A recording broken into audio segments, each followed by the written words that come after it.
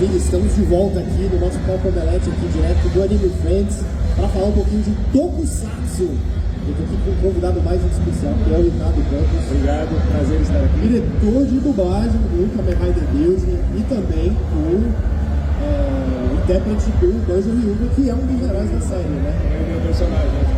Muito legal, muito legal. Pra quem não conhece, o Kamen Rider Building é uma das séries aí de Tokusatsu que estão chegando aí por meio da Sato Company. A Sato está trazendo várias temporadas dos Riders.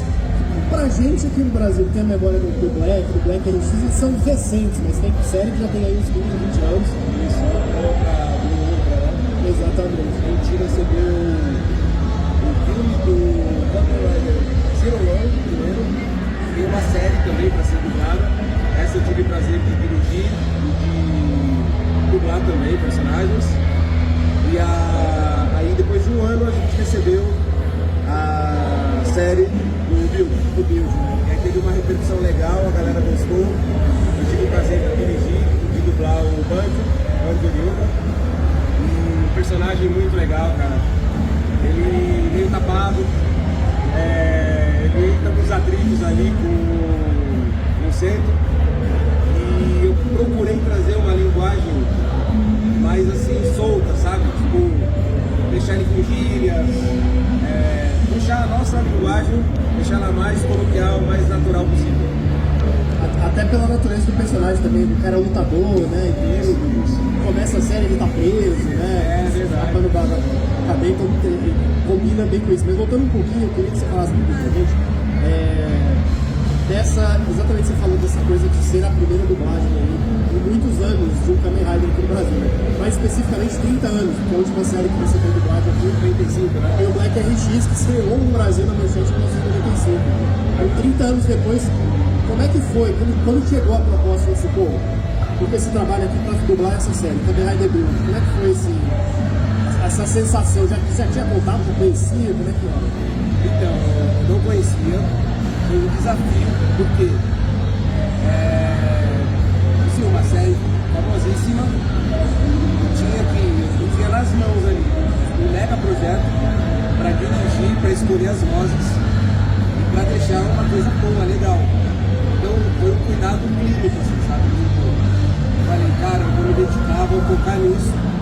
Nós fizemos um grupo com o pessoal assim, entendido da série, para me ajudar com pronúncias. Foi um grande desafio para a gente acertar nos nomes, sabe? Porque o dublador vai sozinho no estúdio. Então ele tem a parte dele, o texto dele. Aí ele faz uma pronúncia do jeito que ele acha que deve ser. Eu tô lá para instruir. Mas o outro diretor, o outro dublador, ele não vai saber como que é. Então, talvez ele tenha dificuldade. Então eu tenho que ter muito cuidado para falar, essa pronúncia é assim. Tipo, Banjo, não é Banjo. Ryuga, né? Ryuga. Então, eu cuidado bem clínico. Eu assisti todos os 50 episódios antes. E foi um prazer enorme, assim. E o mais legal foi ver a reação da galera, elogiando. O pessoal gostou, sabe? Foi bacana. O que você achou da história? Você pegou pra assistir. O que você achou? Cara, você viu essa série? Assim? Eu achei muito interessante, cara. No começo eu tava meio confuso, né? Eu falei, o que é essa caixa de Pandora, né? O que quer dizer isso? E eu fui acompanhando e fui empreendendo com ela. E teve momentos que eu deixei de lado a parte técnica, profissional, e comecei a me envolver com a série assistindo. Eu pensei, não, eu não vou assistindo, eu tô trabalhando, eu preciso voltar nos personagens, nas vozes. Cara, eu gostei do desfecho, foi muito legal. Foi assim, um dos maiores projetos em 14 anos de dublagem sem dúvida. Eu acho das séries mais recentes assim, uma das melhores. Acho que uma escolha muito acertada de fazer para escolher todas. Assim, todas o Build eu acho que é a melhor da série. Todos os Kamen Riders. Eu achei a mais interessante, que mais prendeu assim, a atenção. Ela tem já uma intriga desde o começo, a ideia da divisão dos países do Japão. Para quem não conhece, o Build do Japão é dividido em 3 partes, tem um incidente ali, essa caixa de Pandora que o Ricardo mencionou, e a série ela se desenrola a partir daí. Né? Cada região tem o seu presidente, né, o seu ministro, e aí tem esse atrito entre eles, as guerras, né? Tipo, cara, legal, gostei. Foi uma série, acho que foi uma boa escolha mesmo. Você falou um pouquinho do seu personagem, do processo, como foi para trazer o Banjory na versão o Banjory na versão em português. O que você gostou mais do seu personagem? O que chamou mais a atenção dele? Enquanto o Centro era um cara mais centrado, um cara mais razão, o Banjo ele era mais emoção, era um cara assim, agia por impulso. Eu sou assim na vida, então eu me identifiquei um pouco no meu personagem com essas atitudes assim, impulsivas, sabe? E o lance dele ser um pouco cômico, porque ele não entende algumas coisas. Então quando falam com ele interpreta de outras formas. E fica engraçado, porque ele é um burro, ele é como se fosse o burro, né?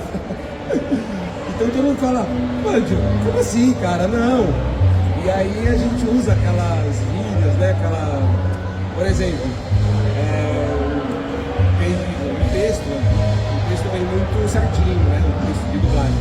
Tem uma tradução literal. Então, você está de brincadeira comigo? Então, não, tá me tirando, cara, sabe? Um negócio bem assim, solto. E era muito a cara dele, porque ele era meio desbocado. Então, pra mim, eu acho que eu fiz um teste pra fazer o centro também. Eu não peguei o teste no centro. E aí eu peguei o teste do Wilga. E aí, do Banjo, né? E eu acho que eu me identifiquei mais com ele, por ele ter um pouco de mim e eu ter um pouco dele. Então acho que deu certo esse casamento. E se fosse do centro, talvez não seria tão. Eu ia ter um pouquinho mais de dificuldade, de ser mais centrado, sabe? É muito curioso como reflete a personalidade do que ontem às vezes recebeu o Alex, que fez a voz do seu Alex, ele teve aqui, realmente, ele é um cara mais centrado, um cara mais ali, focado. O Banjo é desmiolado, cara. O cara meio sem foco. Eu sou eu na vida. Eu que não tenho foco, tá? Muito profissional, centrado naquilo que eu faço, mas esse lance de agir no impulso, sabe? Às vezes umas decisões não pensadas, não tão bem pensadas, e aí ele é esse cara. Então eu me senti um pouquinho no Banjo também, é bem legal. É muito legal, né? Falando especificamente do Banjo, porque acho que as séries de Kamen Rider elas acabam tendo alguns padrões, assim, né? Quando você assiste alguma, você já começa a sacar os padrões. Quando eu comecei a assistir no primeiro episódio, eu vi o personagem e falei, cara, esse cara aqui vai virar o Kamen Rider também, assim mesmo, não tem a menor dúvida. Quando você pegou o papel, você já tinha alguma noção de que ia virar? Imagino que quando você foi assistindo, até por um trabalho de edição, você foi saber que ele era. Eu não tinha todos os episódios disponíveis no momento. Quando eu comecei a dirigir a série, eles foram me virando aos poucos. Então eu não sabia que ia virar um Kamen Rider, né? Então, eu peguei como um personagem que era o amigo do centro, que tinha acabado de sair da prisão, meio doidinho, era a única referência que eu tinha. E aí, conforme foi desenrolando, chegando, vendo que as coisas estavam caminhando para ele ser mais. E aí, bom, quando ele ganhou a armadura, aí sim, era tudo que eu queria no meu personagem. E a transformação é muito legal também. Muito legal, muito legal. E aquilo, né, tipo, eu acho que eu não teria um outro personagem para se encaixar. Porque além de fazer toda a direção, eu também vivi um pouquinho de cada personagem. Mas o Banjo foi aquele que casou, assim, sabe? Tipo, eu me senti um Banjo ali na série.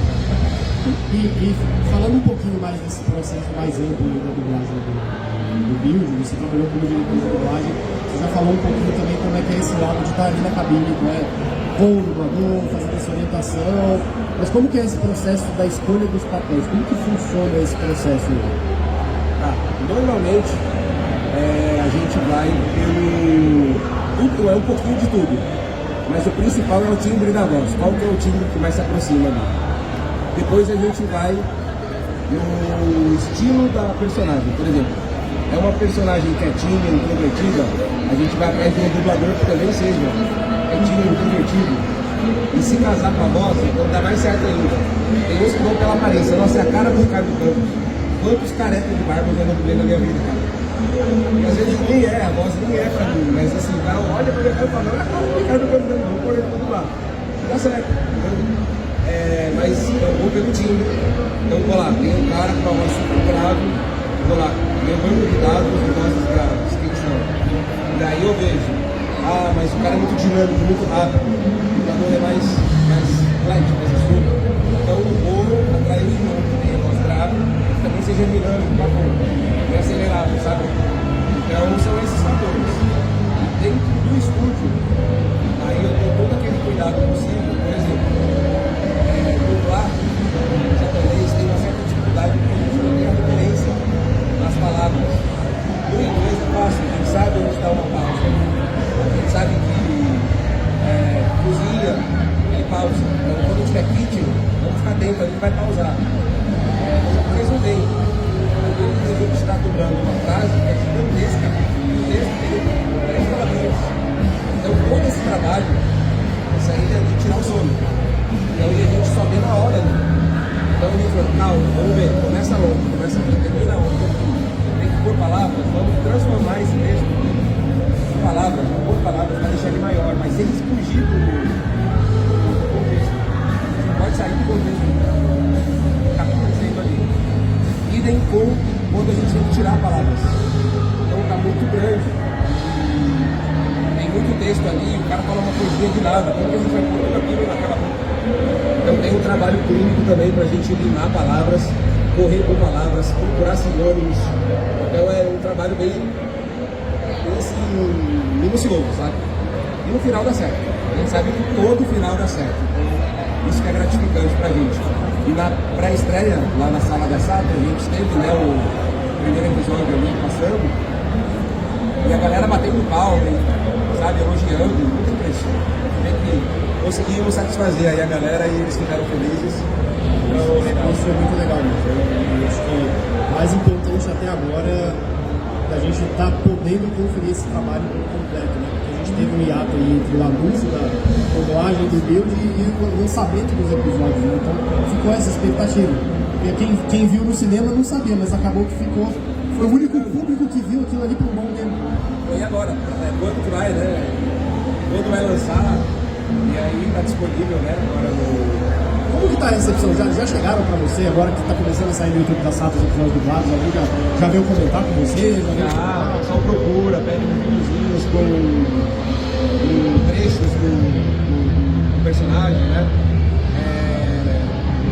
Tem um menino do YouTube, Danilo, não sei se você conhece, sim, ele já me chamou tantas vezes para bater o papo. Danilo, desculpa, eu tô te devendo essa conversa, cara. Se eu tivesse aqui, você ia me cobrar, que eu sou bravo, já me falaram que você tá viajando, então fica pra próxima aí. E assim, eu não esqueci, essa daí tá de coração mesmo, eu vou fazer. Mas eu acho legal, são as homenagens que os fãs fazem, eles pegam a sua fotinho, colocam lá uns trechos da série, né? Aí ele coloca a tua foto com a foto do banco, por exemplo, aí faz uma animação ali, e fala dublador, dublando o Rio, Ricardo Campos, faz uma arte bonita, assim, eu acho muito legal o tempo que eles dedicam para fazer isso pra gente. Então, é gratificante, cara. Eu fiquei feliz tanto com a dublagem, com a direção, com o resultado e com esse feedback dos fãs agora. Bem legal. E, bom, a gente teve aí, como você falou, né? Teve esse contato inicial com o filme do Zero Ano. Agora a gente teve a dublagem da série do Build chegando. Você vê como é que você vê o potencial para essa franquia continuar nesse caminho de ter séries dubladas aqui no Brasil? Cara, eu acho que é um começo de um relacionamento assim que vai dar certo. Porque foi interessante. O Grupo Sato procurou um estúdio da Clone que trabalha com... são os donos orientais também. Então tem essa conexão de já serem, né, orientais e tal. E aí eles deram oportunidades para os dubladores orientais que estavam com dificuldades de ingressar no mercado. No Zero One, eu peguei essa lista e chamei um por um para fazer os testes. E eu lembro que quem ganhou o teste era um menino que nunca tinha feito um trabalho grande na vida. Bruno. Gostaram da voz dele, ele ganhou, ficou feliz pra caramba ali. E aí ele falou, agora a bomba, o teste você ganhou, agora você tem que fazer o filme inteiro. do protagonista. Ele chegou lá tão nervoso, cara. E eu assim, calma, a gente vai fazer tantas vezes for possíveis. O Bruninho, pô, até hoje ele me agradece o cuidado que eu tive com ele. Eu falei, cara, você vai entrar pra história da série. Você tá começando, você nunca fez um trabalho grande. Então assim, eu tô aqui do seu lado, a gente vai fazer, nem que for fala por fala. Mas a gente vai fazer um trabalho pra ficar zerado, 100%. E aí, lembro que a cena final era a declaração dele, da pessoa lá, né, tá molhado e tal. Aí, eu juro, acho que eu fiz ele fazer umas 17 vezes. Aí eu falei assim, cara, sentido, puxa pro coração e fala. E aí ele fala assim, não tá legal. Aí eu punha a mão, você escuta aí, vê se você aprovaria. Aí ele, não, vamos mais uma. Eu falei, parou, tá bom, agora, é essa que eu quero. Legal. E aí, esse Zirolão foi a porta de entrada do nosso estúdio com o Grupo Sato. E aí eles gostaram. Gostaram tanto que mandaram depois uma série de 50 episódios. Então, a relação começou aí, com o filme Zero One e com o feedback positivo. E aí veio uma série com os últimos 50 episódios. Agora vem a série do Zero One também, que a gente pode aguardar aí em breve, né? Olha aí, né? E estamos abertos aí, cara. Qualquer projeto que eles mandarem, vamos fazer desse mesmo carinho, com essa mesma dedicação. E vamos assim. Maravilha, muito legal. Bom, o pessoal pode acompanhar aí a série do Kamen Rider Build que está sendo exibida. Eu sei que eu estou assistindo de novo. Se eu não me engano, está no sexto ou sétimo episódio. Oitavo. Já completado o episódio no YouTube da Sato com os membros do canal, do nosso super baratinho. Então vale a pena aí o pessoal acompanhar. E agradecer aqui você também, Ricardo. Se você quiser dar um último recado pro pessoal aqui. Então assistam, que tá muito legal. Deem feedbacks. Quiserem me seguir lá no Instagram, tá Ricardo Campos Dub. Tem trechinhos lá de trabalhos meus. E assim, sejam bem-vindos e enjoy. Apreciem a série. Vão gostar. Maravilha, gente. Ricardo Campos, jogador e diretor de dublagem do Kamen Rider Build. Obrigado. Valeu. Obrigado.